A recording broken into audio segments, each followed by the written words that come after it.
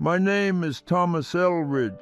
I am 96 years old. I haven't walked in 37 years. They say it was a stroke that took my legs, but the truth is I lost them long before that. I used to dance, not well, but enough to make her laugh. Her name was Lillian. She was everything, bright, fast, full of color. We met in 1951. She heard me play the violin in a smoke-filled bar. I was no one, just a man with a bow and a pocket full of sadness. She came up after the set, looked me in the eyes and said, "Play something that hurt," and I did every night after that. We were married 3 years later. We had a boy, and for a while life felt full, real, loud, but life as it does grew quiet. Lillian got sick, fast, a kind of silence you can't fight. I stopped playing the day she died, packed away the violin and rolled into silence. Our boy moved away, said he couldn't bear the house without her in it. I didn't blame him. I sat in this chair for decades. People thought I couldn't move because of my legs, but it wasn't that. It was the weight of memory. And then, 3 weeks ago, my grandson found my violin. He handed it to me with both hands, said, "Grandpa, I want to hear the song that made her fall in love with you. I hadn't touched it in over 40 years. The strings were brittle, the wood dry, but the moment I held it, she was there. In the air, in the silence, in the ache. I played, and I didn't stop. Tonight, you'll hear it too. Not because I'm trying to remember her, but because I know she's been waiting to hear it one more time. This song is all that's left of the man I used to be."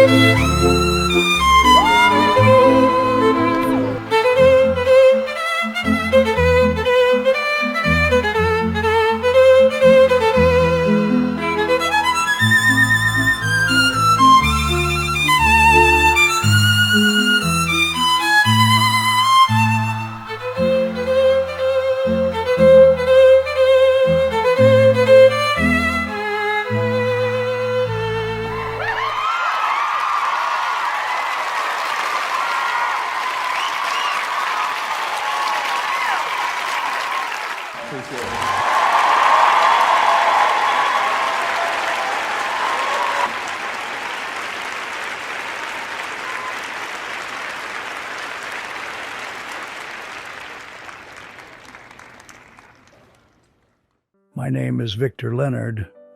I'm 97 years old, and Anna, she's 96. We haven't played together in 79 years. Tonight, you are not just hearing music. You are hearing silence, broken. You are hearing time trying to heal. We met in 1944, a small music school in southern France. I played the violin. She played the piano. We were just kids with aching hearts and too many dreams. She had a laugh that made you forget the war. I had a melody in my head I could never finish until I heard her play. And somehow, just like that, the notes made sense. We wrote a piece together. It wasn't grand, it wasn't complicated. It was gentle, like a whisper from someone you love in the dark. We called it Unspoken because we never said how we felt. We were too young, too scared. And then one night she disappeared. There was no goodbye, no letter, no trace, just empty space where she used to sit. I was told her family fled the country. I searched. God knows I searched for years. But she was gone. I joined the resistance, survived the war, but I never finished the piece. I couldn't, because the other half of it was missing. Decades passed. I married, lost my wife, buried friends, outlived enemies. But Anna, she lived only in the music we never played. Then 3 months ago, my nurse brought me a letter from a music archive in Lyon. A woman named Anna Duval had submitted an old composition. It was called Unspoken. I couldn't breathe. My hands shook so hard I dropped the paper. But I called the number, and when she answered, I knew it was her. We met again, two broken bodies, one shared memory, no words, just a piano and a violin waiting. And tonight, we will play the song we wrote as children, the song we never got to share, the melody that outlived war, time, silence, and sorrow. We're not here to be perfect. Our fingers tremble. Our notes may fall apart, but our hearts remember. And that is enough. Thank you for listening to our last song.